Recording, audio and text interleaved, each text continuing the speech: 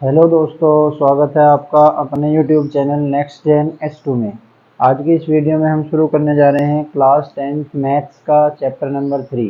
जी हाँ दोस्तों, chapter number 3। तो आपका चैप्टर नंबर 3 है दो चरों वाले रेखिक समीकरण। दो चरों वाले रेखिक समीकरण, इंग्लिश में बोलते हैं इसे लीनियर इक्वेशन।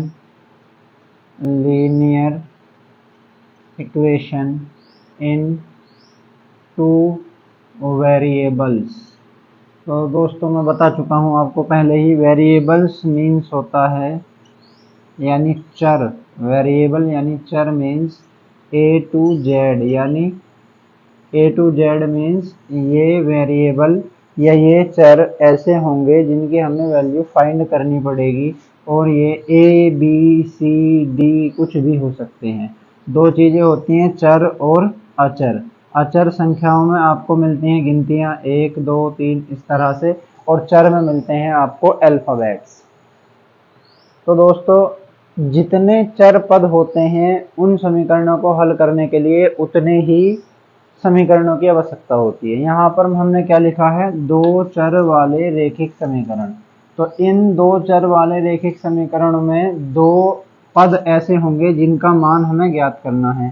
दो पद का मान हमें बताना है, तो हमें दो समीकरणों की आवश्यकता होगी।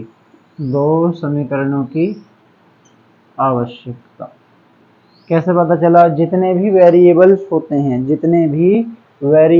होते हैं उतने ही इक्वेशंस की जरूरत होती है इक्वेशन को सोल्व करने के लिए। ठीक है दोस्तों, चलते हैं आगे।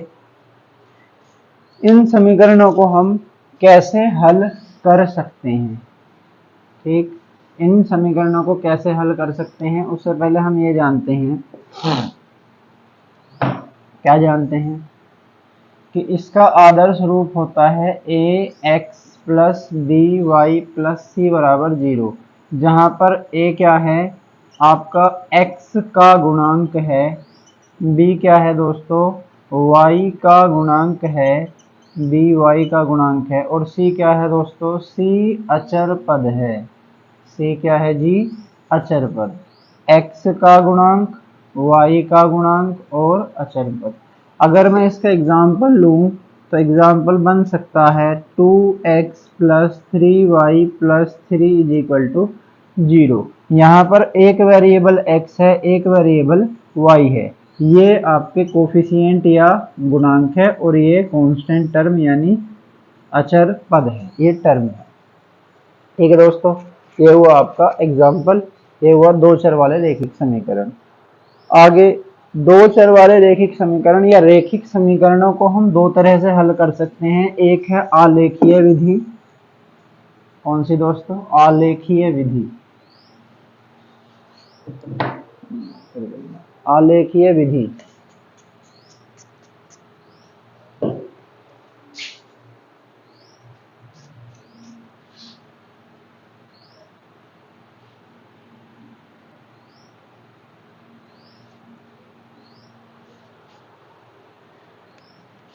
दो तरह से हल किया जा सकता है। हल करने की विधियां, एक है आपकी आलेखीय विधि और एक होती है आपकी बीजगणितीय विधि। बीज गणितीय विधि। दोस्तों आलेखीय विधि की अगर मैं बात करूं तो इसमें हम डील करते हैं ग्राफ के साथ। जैसा ग्राफ बनता है उसके हिसाब से हम ये बताते हैं कि समीकरण के क्या हल होंगे, यानी चर पदों के क्या मान होंगे, क्या आंसर आएंगे। बीजगणितीय विधि में हम प्रॉपर सोल्व करते हैं मेथड से। तीन मेथड हमारे होते हैं। पहला प्रतिस्थापन विधि, प्रतिस्थापन विधि यानी सब्स्टिट्यूशन मेथड, सब्स्टिट्यूशन मेथड। दूसरा विलोपन विधि, विलोपन विधि means elimination method, elimination method, और तीसरा होता है वज्र गुणन क्रॉस मल्टीप्लिकेशन।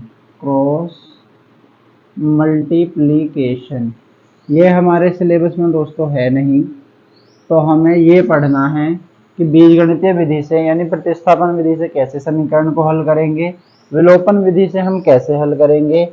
इधर ग्राफ में अगर मैं बात करूं तो ग्राफ बना के हमको देखना होगा, और अगर दो समीकरणें मान लेते हैं 2x plus Y plus 3 is equal to 0, X plus Y minus 3 is equal to 0, ऐसे ही मान लिया हमने एग्जाम्पल के लिए। इन दो समीकरणों को हल करना है तो ग्राफ कैसे बनाते हैं, पहले आप बनाएंगे एक्स एक्सिस और वाई एक्सिस। ये हुआ आपका एक्स एक्सिस, ये हुआ आपका वाई एक्सिस। जी हाँ दोस्तों, अब क्या होगा एक्स एक्सिस और वाई एक्सिस। इस इक्वेशन में आप अपने पास से x का मान रखेंगे। फॉर एग्जांपल मैं x इज इक्वल टू 1 लिख लेता हूँ। x इज इक्वल टू 1 लिखने पर क्या होगा, 2 into 1 plus Y plus 3 is equal to 0। 2 into 1 means 2 plus Y plus 3 is equal to 0। 3 और 2 5, वाई इज इक्वल टू -5। आप एक टेबल बना लेंगे, टेबल। उस टेबल में कम से कम दो मान तो होने चाहिए, एक्स वाई। एक बार आपने x का मान 1 रखा तो y का मान आपको मिला -5। इस बार आप कुछ मान रखिए दूसरा, कौन सी समीकरण में, इस समीकरण में। x बराबर 2 रखने पर सेम टू सेम ऐसे कुछ ना कुछ मान आएगा y का, वो यहाँ पर डालिएगा मान। उन्हें यहाँ बनाइए, 0,0 इधर होते हैं, इधर प्लस में चलते हैं, 1 2 3 4 5 6, 1 2 3 4 5 और इधर 6, -1 -2 -3 -4, -1 -2 -3 -4 -5 -6। ठीक है भैया, कोई दिक्कत। अब मान लीजिए आपके हल है x बराबर 2 पर y बराबर 3, x बराबर 1 पर y बराबर 4, ऐसे ही मान लिया है, कोई ऑथेंटिक आंसर नहीं है। 2 और 3 यहाँ पर है, x बराबर 2 यहाँ है, y बराबर 3 यहाँ, x बराबर 1 यहाँ है, y बराबर 4 यहाँ है। इन दोनों लाइनों से एक सरल रेखा खींचिए। स्केल लेके जब आप लाइन खींचेंगे तो ये लाइन यहाँ से होती हुई जाएगी, ध्यान से देखो, इस तरह से होती हुई जाएगी। जहां से लाइन जाए, जिस भी बिंदु से सीधी लाइन, उस बिंदु से आप इसे भेज देंगे। अब आप दूसरी समीकरण के लिए ठीक इसी प्रकार से हल निकालेंगे। मान लीजिए x बराबर 2 रखा तो y का कुछ मान आया, x बराबर 1 रखा तो y का कुछ मान आया। टेबल बना लेंगे, उस टेबल में आप मान लिख लेंगे x और y। जब आपने x बराबर 2 रखा था, मान लीजिए y का मान 3 आया, x बराबर 1 रखा, y का मान 5 आया, चेंज कर लेते हैं वैल्यू, -2 आया। जब x बराबर 2 है और y का मान -2 आया तो ये बिंदु यहाँ पर आया। जब x बराबर 1 है, y बराबर 4 आया तो ये बिंदु यहाँ पर आया। जब मैं इस लाइन को खींचूंगा, यानी ये बिंदु कहाँ आएगा, x बराबर 1 y बराबर 4 यहाँ आएगा जी। जब इस लाइन को मैं मिलाऊंगा तो ये ऐसी रेखा बनेगी। ठीक है, तो आंसर में 3 चीजें आपको मिलेंगी जब आप आलेखीय विधि से हल करेंगे, 1 2 3। पहली चीज क्या होगी, यदि ये ग्राफ प्रतिच्छेदी रेखा का हो, यदि ये ग्राफ प्रतिच्छेदी रेखा का हो। प्रतिच्छेदी रेखा क्या होती हैं, जो दो रेखाएं एक दूसरे को कैंसिल करती हैं, काटती हैं। तो जो कटान बिंदु होंगे, हल क्या होगा फिर, हल होगा कटान बिंदु। फॉर एग्जाम्पल जैसे यहाँ पर इसने कट किया x बराबर 1 पर y बराबर 4 पर, तो इसके लिए x बराबर 1 y बराबर 4 आंसर होगा। कौन सी विधि से जी, आलेखीय विधि में, यदि आपको रेखा मिलती है प्रतिच्छेदी। दूसरा, यदि आपकी रेखा समांतर है, यदि समांतर रेखा है, इस कंडीशन में आप क्या देखेंगे, इस कंडीशन में आप ये देखेंगे कि कटान बिंदु प्रतिच्छेदी रेखा में केवल एक ही होगा, और क्योंकि कटान बिंदु एक होगा तो इसे हम कहेंगे अद्वितीय हल। अद्वितीय हल क्या होती है? प्रतिच्छेदी रेखा, इंटरसेक्टिंग लाइन। इंटरसेक्टिंग लाइन, कटान बिंदु, इंटरसेक्टिंग पॉइंट, अद्वितीय हल, यूनिक सॉल्यूशन। तो यूनिक सॉल्यूशन कब होगा? When two lines intersect at a point in X Y plane, then X and Y या intersecting point x, y are the solution of given pair of equations. ठीक है। समांतर रेखा, जब lines parallel होंगी, for example इसी तरह से ग्राफ बनाएंगे, किसी बिंदु पर ये रेखाएं ऐसे आ जाएंगी एक दूसरे के समांतर। तो जब ये दो रेखाएं एक दूसरे के समांतर होती हैं तो यहां पर कोई प्रतिच्छेदी बिंदु नहीं मिलता, प्रतिच्छेदी बिंदु नहीं मिलता। और जब प्रतिच्छेदी बिंदु नहीं मिलता तो हम लिखते हैं no intersecting point means no solution. No solution means कोई हल नहीं, कोई हल नहीं। जी हाँ दोस्तों, if the given equations are parallel lines, are parallel lines, हमें इक्वेशन दी गई है, हमने ग्राफ बनाया, ग्राफ बनाने पर वो पैरेलल आई lines are parallel lines, then there will be no intersecting point, that means no solution, no solution या कोई हल नहीं। तो जब दो रेखाएं एक दूसरे के समांतर आएंगी ग्राफ विधि में तो हम क्या कहेंगे? हम कहेंगे कोई प्रतिच्छेदी बिंदु नहीं मिलता, अतः समीकरणों के पेयर का, जोड़े का कोई हल नहीं है। तीसरी कंडीशन, संपाती रेखा। संपाती रेखा, संपाती रेखा में एक ही रेखा पर अनेक बिंदु मिलेंगे, या हम कह सकते हैं अपरिमित बिंदु मिलेंगे। अपरिमित, अपरिमित बिंदु मिलेंगे तो हम ये कहेंगे अपरिमित रूप से अनेक हल हैं। अपरिमित रूप से अनेक हल। तो इस कंडीशन में क्या होगा? हम क्या कहेंगे? Infinitely many solution. Infinitely many solution कब होंगे? इनफाइनाइटली मैनी सॉल्यूशन जब हमारी कंडीशन कैसी होगी कि ये रेखाएं संपाती हों। ठीक है, और संपाती हों तो हम कहेंगे इनफाइनाइटली मैनी सॉल्यूशन। जी हाँ दोस्तों, अभी तक की बात आपको समझ आई? ठीक है। एक कॉन्सेप्ट होता है संगत असंगत का, कंसिस्टेंट और इनकंसिस्टेंट। तो इन तीन में से केवल एक स्थिति ऐसी होगी जिसमें हम लिखेंगे कि पेयर या समीकरणें जो है हमारी वो असंगत हैं। वो असंगत कौन सी कंडीशन है? समांतर रेखा वाली कंडीशन है, जिसमें हम ये लिखेंगे कि ये असंगत है। बाकी दोनों कंडीशन में असंगत को बोलते हैं आप इनकंसिस्टेंट।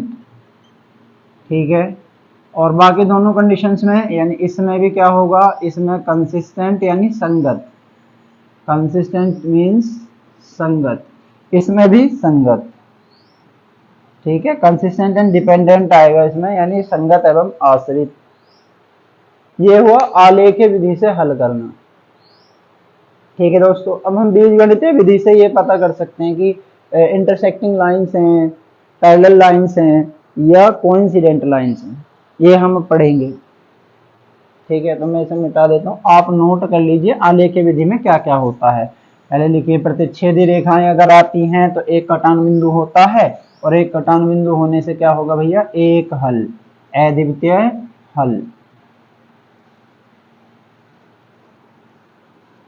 दूसरा लिखेंगे, समांतर रेखाएं होती हैं, समांतर रेखा होने पर कोई कटान बिंदु नहीं मिलता, अतः कोई हल नहीं। तीसरा लिखेंगे, संपाती रेखाएं अपरिमित रूप से अनेक बिंदु मिलते हैं, अपरिमित रूप से अनेक बिंदु मिलते हैं, तो आप लिख देंगे अपरिमित रूप से अनेक हल। अब कैसे पता करें बीजगणितीय विधि से? बीज गणितीय विधि से कैसे ज्ञात किया जाए कि प्रतिच्छेदी रेखा है, समांतर रेखा है या समपाती रेखा है। 3 बात। कैसे पता करें एलजेब्रिकली, बीजगणितीय विधि या एलजेब्रिकली इसके कितने टाइप के सॉल्यूशन है। कोई हल नहीं है, अद्वितीय हल है या अपरिमित रूप से अनेक हल है। तीसरा, ये कैसे पता करें कि संगत है या असंगत है। तो बीजगणितीय विधि से पता करने के लिए हम अपनी स्टैंडर्ड इक्वेशन को याद करते हैं। ax plus by plus c is equal to 0, ये हमारी आदर्श समीकरण है। इसमें पहली इक्वेशन को हम लिखेंगे a1 b1 c1, a1x plus b1y plus c1 is equal to 0। Second equation को हम लिखेंगे a2x plus b2y plus c2 is equal to 0, a1 b1 c1 a2 b2 c2। इसके बाद क्या करेंगे, मैं टेबल बना देता हूं आपके लिए। यहां से a1 और a2 b1 और b2 c1 और c2, ठीक है, इनके वैल्यूज। तो पहली वैल्यू मैं अगर लिखूं कि a1 upon a2 is equal to b1 upon b2, a1 upon a2 is not is equal to b1 upon b2। पहले ये लिख लेते हैं, not is equal to b1 upon b2। इस कंडीशन में क्या होगा, रेखाएं कैसी होंगी, हल कैसे होंगे। तो जब a1 upon a2 is not is equal to b1 upon b2 होगा तो रेखाएं होंगी प्रतिच्छेदी। प्रतिच्छेदी को आप क्या कहेंगे, इंटरसेक्टिंग। कैसी रेखाएं हो जाएंगी भैया, इंटरसेक्टिंग। बीजगणितीय रूप से आप कहेंगे कितने हल हैं, एक हल है, अनेक हल हैं, अपरिमित रूप से क्या है। तो एक और केवल एक हल, यानी मैं कह सकता हूं अद्वितीय हल, यानी यूनिक सॉल्यूशन, यूनिक सॉल्यूशन। और भैया संगत होगा या असंगत, तो हम कह सकते हैं संगत यानी कंसिस्टेंट। संगत मीन्स कंसिस्टेंट। टेबल को बना लेंगे क्योंकि यहां से क्वेश्चन आना ही आना है पेपर में। अभी बात करेंगे पेपर में कहां से क्वेश्चन आना है। सेकंड कंडीशन कि अगर a1 a2 b1 b2 c1 c2 बराबर है, means a1 upon a2 is equal to b1 upon b2 is equal to c1 upon c2। इस कंडीशन में क्या होगा, रेखाएं कैसी होंगी, ठीक है जी, रेखाएं कैसी होंगी और बीजगणितीय रूप से हल कैसा होगा। ये होगा ग्राफ विधि में कैसा आएगा, आलेख में कैसा आएगा, ये होगा बीजगणितीय रूप में कैसा आएगा, अलजेब्रिकली क्या सॉल्यूशन होगा। ये हो गया आपका कंसिस्टेंट और इनकंसिस्टेंट। तो इस स्थिति में रेखाएं आएंगी समपाती, और समपाती रेखा के लिए हम लिखते हैं अनेक हल, और इधर हम लिखेंगे संगत। थर्ड कंडीशन कि यदि a1 अपॉन a2, यदि a1 upon a2 is equal to b1 upon b2 but not is equal to c1 upon c2 हो। a1 upon a2 is equal to b1 upon b2 but not is equal to c1 upon c2, then lines रेखाएं होंगी समांतर। हल कैसा होगा समांतर रेखा में, कोई हल नहीं, कोई हल नहीं।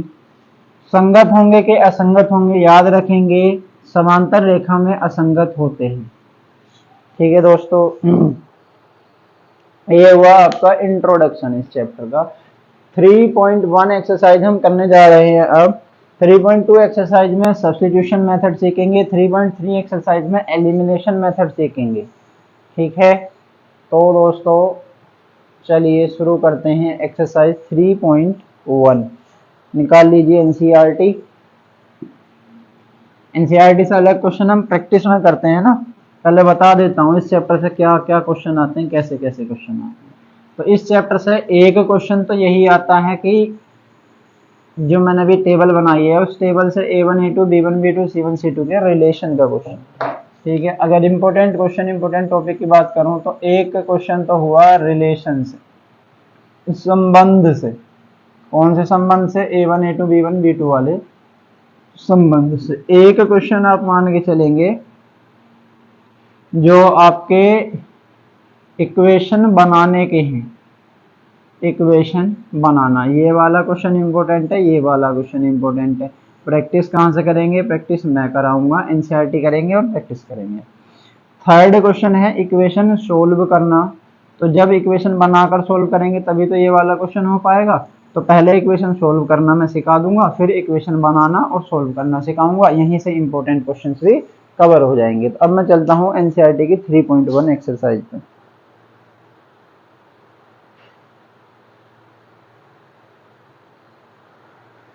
तो भैया 3.1 एक्सरसाइज में पहला सवाल है, निम्न समस्याओं में रैखिक समीकरणों के युग्म बनाइए, युग्म बनाइए, युग्म से जोड़ा और उनके ग्राफ विधि से हल ज्ञात कीजिए। ठीक है जी, देखिए एनसीईआरटी 3.1 एक्सरसाइज का पहला क्वेश्चन क्या है भैया? क्वेश्चन, कक्षा 10 के 10 विद्यार्थियों ने एक गणित की पहेली प्रतियोगिता में भाग लिया। लड़कियों की संख्या लड़कों की संख्या से 4 अधिक है। माना लड़कों की संख्या, भाई अपने पास से मान लो, क्या मानेंगे? गिनती में नहीं मानते हैं, चर पद में मानते हैं। तो मैं मान लेता हूं, माना लड़कों की संख्या बराबर x, लड़कियों की संख्या, लड़कियों की संख्या बराबर y। प्रश्न अनुसार कितनी कंडीशन दी है भैया? 2 कंडीशन दी है। क्या कि 10 में 10 ही बच्चे हैं, तो लड़कियों की संख्या प्लस लड़कों की संख्या बराबर 10, एक इक्वेशन बनी। दूसरा क्या बोला है कि लड़कों की संख्या से 4 अधिक हो लड़कियों की संख्या। तो भैया देखो, ये हुई फर्स्ट कंडीशन। सेकंड कंडीशन जब आप लिखेंगे तो कहा है लड़कियों की संख्या यानी y, लड़कों की संख्या यानी x से 4 ज्यादा है, तो 4 ज्यादा प्लस 4 लिखेंगे। ये बनी आपकी इक्वेशन सेकंड। जैसे बताया था ग्राफ विधि में भैया, पहले इससे 2 सॉल्यूशन निकालोगे, टेबल बनाओगे। ठीक है, टेबल में आप लिखना इधर x इधर y, x बराबर यहाँ पर वैल्यू डालना, y बराबर यहाँ मिलेगी, x बराबर यहाँ डालना, y बराबर यहाँ मिलेगी। क्यों नहीं कर रहा हूँ? क्योंकि 9th क्लास में आप कर चुके हैं, ग्राफ बना चुके हैं 9th क्लास में, याद कीजिए। और इम्पोर्टेंट नहीं है, ग्राफ विधि से क्वेश्चन नहीं पूछते हैं। ठीक है, इस तरह से आप ग्राफ बनाएंगे। x का पॉजिटिव मान इधर रखना, नेगेटिव मान इधर रखना, y का पॉजिटिव मान ऊपर रखना, नेगेटिव मान नीचे रखना। ग्राफ बना के 2 लाइन खींचना। और जो मैंने कहा है पीछे वीडियो में, याद करो कि अगर कहीं प्रतिच्छेद किया, काटा तो प्रतिच्छेद बिंदु हल है, अगर नहीं काटा यानी समांतर रेखाएं हैं तो कोई हल नहीं, और अगर समपाती रेखाएं तो अपरिमित रूप से अनेक हल। बस वही करना है। दूसरा क्वेश्चन है 5 पेंसिल 7 कलम का मूल्य। देखिए दूसरा क्वेश्चन हम लिखेंगे। दूसरा क्वेश्चन, माना पेंसिल का मूल्य बराबर x, पेंसिल का मूल्य बराबर x, कलम का मूल्य बराबर y, कलम का मूल्य बराबर y। फर्स्ट कंडीशन क्या कहती है भैया आपकी? पहली कंडीशन कहती है 5 पेंसिल 7 कलम, तो मैं लिखूंगा 5 मल्टीप्लाई पेंसिल माने x, 7 मल्टीप्लाई कलम माने y। पेंसिल ही है क्या? जी हाँ। बराबर कितना आएगा ये भैया? 50 रुपए। देख रहे हो कितने सस्ते मिल रहे हैं कलम? 50 रुपए। दूसरा, जबकि 7 पेंसिल 5 कलम, दूसरी कंडीशन लिखेंगे 7 पेंसिल है भैया, 5 कलम है भैया, कितना बनेगा? 46 रुपया। 2 समीकरण बनी है, सेम टू सेम ऐसे हल करना है। x और y के सॉल्यूशन डालना, ग्राफ बनाना और पता कर लेना क्या बना। ठीक है, एनसीईआरटी का question number 2, A1/A2 B1/B2 C1/C2 की तुलना से बताइए कि क्या प्रतिच्छेद करती हैं, समांतर हैं, संपाती हैं। ठीक है भैया, कर लेते हैं। क्वेश्चन नंबर 2,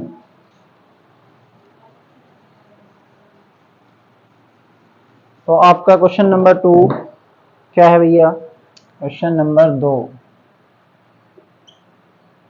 क्या है? क्वेश्चन नंबर 2 का पहला क्वेश्चन देखेंगे। 5x माइनस 4y प्लस 8 बराबर 0 और 7x प्लस 6y माइनस 9 बराबर 0। ये समीकरण 1 है, ये समीकरण 2 है भैया। क्या करेंगे, ax plus B Y plus C बराबर 0 से तुलना करने पर क्या होगा भैया। पहली समीकरण को देखेंगे तो समीकरण 1 से, ध्यान से देखो, समीकरण 1 से यहाँ x के साथ में a लिखा हुआ है, यहाँ x के साथ में 5 लिखा हुआ है, तो मैं लिखूंगा पहली समीकरण से a1 बराबर 5। यहाँ y के साथ b लिखा हुआ, यहाँ b के साथ -4 और पहली समीकरण है तो b1 बराबर -4, c1 बराबर 8। अगर संख्या इधर होती तो मैं उसे इधर लेकर आता, क्योंकि इधर मुझे 0 चाहिए। ax plus B Y plus C बराबर 0। a1 b1 c1 मिला। आप लिखेंगे समीकरण 2 से, समीकरण 2 से क्या होगा भैया, x के साथ में लिखा है 7 तो a2 बराबर मैं लिखूंगा 7, b2 बराबर मैं लिखूंगा 6, c2 बराबर मैं लिखूंगा -9। ठीक है जी। अब क्या करते हैं, अब आप लगाएंगे a1 अपॉन a2। कितना आया देखो, a1 का मान 5, a2 का मान 7, कोमा b1 अपॉन b2 कितना आएगा भैया, -4 अपॉन 6। जो कैंसिल हो सकते हैं उन्हें कैंसिल कर देंगे। c1 अपॉन c2 कितना आएगा भैया, 8 बटे -9, 8 बटे -9। ठीक है, देखने पे पता चल रहा है a1 अपॉन a2 का मान अलग है, b1 अपॉन b2 का मान अलग है। तो मैं क्या लिखूंगा, a1 upon a2 is not is equal to b1 upon b2। तो क्या होगा भैया, याद कीजिए टेबल का पहला वाला पॉइंट, रेखाएं कैसी होंगी, प्रतिच्छेदी रेखा होंगी। इंग्लिश वाले बच्चे बस यहाँ पे लिखेंगे on comparison with ax plus B Y plus C, यहाँ पे लिखेंगे इंटरसेक्टिंग लाइन, बिकॉज, क्योंकि ये बिकॉज है। बस हिंदी और इंग्लिश में इतना डिफरेंस है। समीकरण को इक्वेशन कहते हैं। पहला क्वेश्चन हुआ। सेकंड क्वेश्चन ठीक इसी तरह से करेंगे। अब मैं ये बातें नहीं लिखूंगा, ये बातें नहीं लिखूंगा, सीधा ये लिख रहा हूँ, वो आप लिख लेना ऊपर वाले, अपने आप वीडियो को रोक के प्रैक्टिस करो। क्वेश्चन है 9x प्लस 3y प्लस 12 बराबर 0, 18x प्लस 6y प्लस 24 बराबर 0। समीकरण 1 समीकरण 2 तुलना करेंगे ax plus by plus c बराबर 0 से। a1 का मान आ जाएगा 9, a2 का मान आ जाएगा 18, b1 का मान आ जाएगा 3, b2 का मान आ जाएगा 6, c1 का मान आ जाएगा 12, c2 का मान आ जाएगा 24। देखने पे क्या पता चलेगा, a1 upon a2 is equal to 9 upon 18 1 upon 2, b1 upon b2 3 upon 6 1 upon 2, c1 upon c2 12 upon 24 1 upon 2। क्या रिलेशन मिला भैया, इसे मिटा देता हूँ। रिलेशन क्या मिलेगा, रिलेशन मिलेगा a1 upon a2 is equal to b1 upon b2 is equal to c1 upon c2। आंख बंद करो, टेबल याद करो, क्या होगा इसका आंसर। टेबल में दूसरी लाइन में लिखवाया था a1 अपॉन a2 बराबर b1 अपॉन b2 बराबर c1 अपॉन c2। वहां से क्या कह सकते हो आप, समपाती। ठीक है, बचे हुए एक क्वेश्चन कर लेंगे। ठीक है, वो आपका होमवर्क है। नेक्स्ट क्वेश्चन में पूछा है सेम टू सेम ऐसे ही, संगत है या असंगत। तो एक कंडीशन ऐसी है केवल, यानी क्वेश्चन नंबर 3। चलो मैं करके दिखाऊं, क्या करके दिखाऊं यार, करके दिखा दे भैया। क्वेश्चन नंबर 3 में पूछा है संगत है या असंगत है। तो क्वेश्चन तो टेबल से ही होगा। संगत होगा दो स्थितियों में, जब a1 upon a2 is not is equal to b1 upon b2। असंगत होगा एक ही स्थिति में केवल, जब a1 अपॉन a2 बराबर b1 upon b2 but not is equal to, यानी नहीं है बराबर किसके, c1 अपॉन c2 के। ये कंडीशन होगी आपकी समांतर रेखा के लिए। तो करते हैं। पहला क्वेश्चन है 3x प्लस 2y बराबर 5। पहला काम क्या है, पहला काम है साइड में 0 लाना। 2x माइनस 3y बराबर 7। क्या काम है, 2x माइनस 3y माइनस 7 बराबर 0। इधर मुझे 0 चाहिए ही चाहिए। क्यों चाहिए भैया, क्योंकि A X plus B Y plus C बराबर होता है 0 भैया। यहां से निकालूंगा a1 बराबर 3, a2 बराबर 2, तो ये निकल गया a1 अपॉन a2। तो मैं ऐसे नहीं करना, जैसे बताया हुआ वैसे करना। b1 अपॉन b2 कितना आएगा 2/-3, c1 बटे c2 कितना आएगा -5/-7। a1 upon a2 is not is equal to b1 upon b2। Table का पहला वाला पॉइंट इंटरसेक्टिंग, इंटरसेक्टिंग, और इंटरसेक्टिंग होने पर आप क्या लिखते हैं संगत। a1 upon a2 is not is equal to b1 upon b2, इसका मतलब प्रतिच्छेदी होंगे, साथ में संगत भी होंगे, अंग्रेजी में इंटरसेक्टिंग और कंसिस्टेंट। तो क्वेश्चन तो ऐसा ही है भैया, बस टेबल याद होनी चाहिए, टेबल याद होगी तो हम कर पाएंगे, संगत भी असंगत भी तो हो जाएगा। क्वेश्चन नंबर 3 एनसीईआरटी का। ठीक है, कोई बड़ा क्वेश्चन है क्या? बड़ा क्वेश्चन तो नहीं दिख रहा मुझे इसमें। अच्छा ये समझ लो एक बार, तीसरा क्वेश्चन इसे कहोगे नहीं हुआ, तीसरे का तीसरा देख लो। तो भैया तीसरे का तीसरा क्वेश्चन है 3x upon 2, 3x upon 2, very good. 5y upon 3 बराबर 7, 5y अपॉन 3 बराबर, अरे 7 बीच में प्लस है क्या, plus 9x minus 10y, 9x minus 10y बराबर 14। भैया क्या करोगे, 7 को इधर लाऊंगा भैया, 3x upon 2 plus 5y upon 3 minus 7 is equal to 0।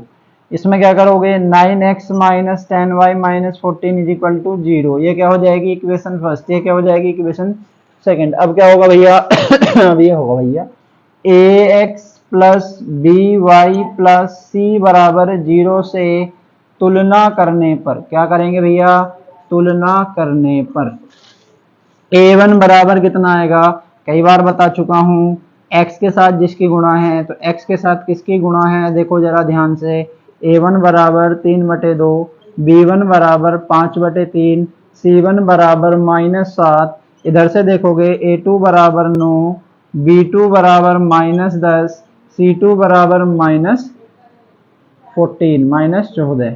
ठीक है भैया, ध्यान दो, मैं निकालूंगा a1 अपॉन a2, a1 का मान है 3/2, a2 का मान है 9, 3 से 3 कट जाएगा 1/6, 1/6।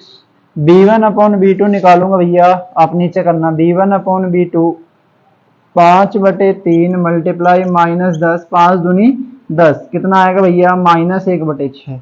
इधर से देखोगे -7 -14 is equal to c1 upon c2, 1/2। ध्यान दो, क्या a1 अपॉन a2 बराबर है b1 अपॉन b2 के, 1/6, 1/6 बराबर है भैया। बेटा बहुत मारूंगा, u प्लस का है u माइनस का, u प्लस का है u माइनस का।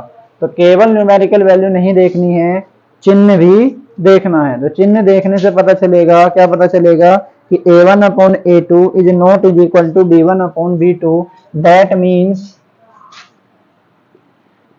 Means lines are intersecting. कैसे भैया इंटरसेक्टिंग, इंटरसेक्टिंग लाइन को क्या कहते हो भैया तुम, प्रतिच्छेदी रेखा। और क्या कहोगे संगत या असंगत, तो तुम कहोगे संगत, और संगत माने होता है कंसिस्टेंट। तो एनसीईआरटी 3.1 का question number 3 complete. Fourth question है ग्राफीय विधि से हल कीजिए, बता चुका हूं कैसे हल करना है, ना भी आए तो लोड लेने की जरूरत नहीं है, ग्राफीय विधि नहीं आती है पेपर में। नेक्स्ट क्वेश्चन है, एक आयताकार बाग जिसकी लंबाई चौड़ाई से 4 मीटर अधिक है, इक्वेशन बना के दे रहा हूं भैया, बाग की विमा ज्ञात कीजिए। देखो अगर हम बीजगणितीय विधि से हल करेंगे, यानी प्रतिस्थापन या विलोपन से हल करेंगे, तो किताब को बुरा लग जाएगा। क्यों? क्योंकि अभी उसने कहीं बताया नहीं हमें प्रतिस्थापन से कैसे हल करते हैं। आप अपनी एनसीईआरटी की टेक्स्ट बुक उठा के देखेंगे तो 3.1 से पहले जो थ्योरी लिखी है उसमें कहीं भी नहीं बताया कि आप प्रतिस्थापन से ऐसे हल करेंगे। ठीक है, तो हम 3.1 के इस क्वेश्चन को, केवल इस क्वेश्चन को ग्राफीय विधि से हल करेंगे। पेपर में किस विधि से हल करना है भैया, पेपर में तो या तो वो लिख के देगा कि इससे हल करो, नहीं तो अपनी मर्जी है, चाहे प्रतिस्थापन से कर देना चाहे विलोपन से कर देना, कोई नंबर नहीं कटेगा। ठीक है, तो क्वेश्चन है आयताकार बाग जिसकी लंबाई चौड़ाई से 4 मीटर अधिक है, माना आयत की या बाग की चौड़ाई बराबर y लिख लूं, y। उसी प्रकार से आयत या बाग की लंबाई बराबर मान ली मैंने x। कंडीशन एक जब मैं लिखता हूं तो कंडीशन एक में कहता है आयत की लंबाई यानी x बराबर लगाओ आयत की चौड़ाई यानी y, यानी इसकी लंबाई y से 4 ज्यादा है तो मैं लिखूंगा x बराबर y प्लस 4। बात हो रही है सारी मीटर में तो मैं यहां भी लिख दूंगा metre. Let breadth of garden बाग या breadth of rectangular garden is equal to y metre. ठीक है, सेम वैसे क्या length is equal to x metre. From condition first x is equal to y plus 4। दूसरा कहा है आयत का परिमाप। परिमाप किसे बोलते हैं भैया, पेरीमीटर। आयत का परिमाप होता है, आयत का परिमाप होता है 2 गुणा लंबाई प्लस चौड़ाई।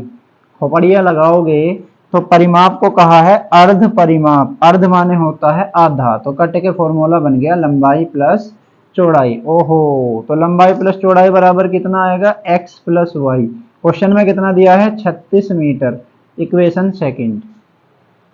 तो क्या तुम इस इक्वेशन से x की वैल्यू डाल के y की वैल्यू डाल के टेबल नहीं बना सकते? क्या तुम इस इक्वेशन से x की वैल्यू डाल के y की वैल्यू डाल के टेबल नहीं बना सकते और उसे ग्राफ पे ऐसे नहीं दर्शा सकते? जब तुम ऐसे दर्शाओगे तो तुम्हें क्या मिलेगा? तो तुम्हें क्या मिलेगा? तो तुम्हें मिलेगा एक कटान बिंदु। वो कटान बिंदु क्या करेगा? वही तो हल है, वही तो लंबाई और चौड़ाई है। जो x अक्ष पे मिलेगा वो क्या है? लंबाई, और जो y अक्ष पे मिलेगा वो क्या है? चौड़ाई। ठीक है भैया, कर लेना ग्राफ एग्रीशन। ना हो तो दिक्कत की जरूरत नहीं है, मैं लिख के दे सकता हूं, नहीं आएगा सवाल, नहीं आता है तो क्या करें ना, करेंगे, करेंगे क्यों ना भैया, आता नहीं है पर हमें तो आना चाहिए। क्वेश्चन पूछा है एक रैखिक समीकरण 2x प्लस 3y बराबर 0 में एक ऐसी रैखिक समीकरण बनाओ जो प्रतिच्छेदी बने, समांतर बने, संपाती। अरे यार a1 a2 b1 b2 c1 c2 सब जान गए हैं। ऐसे मान लिखो जो a1 बटे a2 बराबर आ जाए b1 अपॉन b2 के और c1 अपॉन c2 के। तो समीकरण के हल कैसे बनेंगे बताओ? a1 अपॉन a2 बराबर b1 अपॉन b2 बराबर c1 अपॉन c2 है, तो समीकरण के हल कैसे बनेंगे? तो समीकरण के हल समांतर रेखा के बनेंगे इस कंडीशन में जो मैंने बोली। अगर मैं कहूं a1 अपॉन a2 बराबर b1 upon b2 but not is equal to c1 upon c2, तो रेखा कैसी होंगी? संपाती होंगी। ठीक है, अगर मैं कहूं a1 upon a2 is not is equal to b1 upon b2 तो कैसी होंगी? प्रतिच्छेदी होंगी।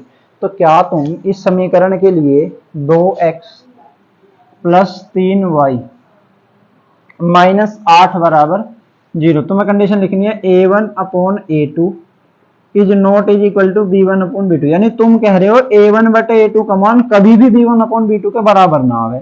ना आवे तो ऐसा मान लिखो जो बराबर ना आवे। ऐसे कितने मान हो सकते हैं? हजारों हजार करोड़ों मान हो सकते हैं, अनंत मान हो सकते हैं ऐसे। तो मैं क्या लिख दूं 3x प्लस 2y माइनस 8 बराबर 0। क्या बनेगा बताओ? यहां से a1 का मान आ जाएगा 2, a2 का मान 3 बराबर 3 बटे 2। ये जीवन में तो बराबर होने के ही ना, तो बराबर नहीं। तो यू क्या बन गई ऐसी समीकरण? क्या केवल यू ही एक समीकरण ऐसी है? ना भैया, बहुत सारी ऐसी समीकरणें हैं जो इस तरह से बन सकती हैं। Okay done. नेक्स्ट क्वेश्चन तुम्हारा होमवर्क है, बता देता हूं कैसे करना है। समीकरण x माइनस वाई प्लस 1 बराबर 0 का ग्राफ खींचो। अच्छा, ग्राफ बना सकते हो। x अक्ष और इन रेखाओं से बने त्रिभुजों के शीर्ष के निर्देशांक। अच्छा भैया, क्या करोगे जब तुम ऐसे करके ग्राफ बनाओगे ना, ऐसे y अक्ष का और x अक्ष का, तो यहाँ पे ऐसे करके बन जाएगा भाई त्रिभुज। निर्देशांक देखने आते हैं, पहले x अक्ष वाली लाइन देखना, फिर y अक्ष वाली देखना। अगर यहाँ पर पड़ा है तो y बराबर 0, अगर केवल यहाँ पर पड़ा है और ये बात यानी इस लाइन पे आए, इस लाइन पे आए तो y बराबर 0, x का मान कुछ आएगा, यहाँ पर x का मान कुछ आएगा। गलत लिख दिया ना, गलत ही तो लिख दिया। y अक्ष पर होता है x बराबर 0। अगर y अक्ष पर रहेगी कोई चीज तो इसका मतलब है x बराबर 0, समझे? और y का आ जाएगा कुछ मान। इस कंडीशन में केवल ये वाला इधर वाला कॉर्नर ऐसा आएगा जिसका मान ना हो। जो क्वेश्चन ना हो कमेंट कर देना, हम आपको करा देंगे भैया, अलग से वीडियो डाल देंगे उस क्वेश्चन की। हालांकि ऐसा कोई क्वेश्चन है नहीं जो आप नहीं कर सकते, ग्राफे विधि का लोड मत लेना, नहीं आता है क्वेश्चन। नेक्स्ट वीडियो में कवर करेंगे एक्सरसाइज 3.2 प्रतिस्थापन विधि से कैसे सवाल करते हैं, समीकरण कैसे बनाते हैं। तब तक के लिए ऑल द वेरी बेस्ट, बने रहिए हमारी वीडियो में, मिलते हैं नेक्स्ट वीडियो में, ठीक है, ओके बाय।